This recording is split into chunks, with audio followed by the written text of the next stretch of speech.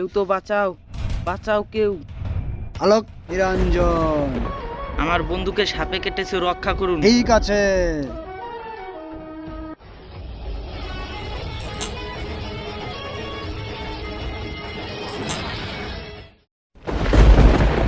তোর আর কোনো ভয় নেই, চলে যা।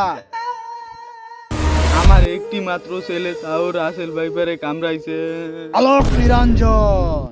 তান্ত্রিক বাবা, আমার ছেলেকে বাঁচিয়ে দিন। শিষ্য রাসেল ভাইপার তো এলাকা ধ্বংস করে দিচ্ছে। সাধু বাবা, তাহলে উপায় কি? তুই কোনো চিন্তা করিস না, 20 নামবে টপাটপ।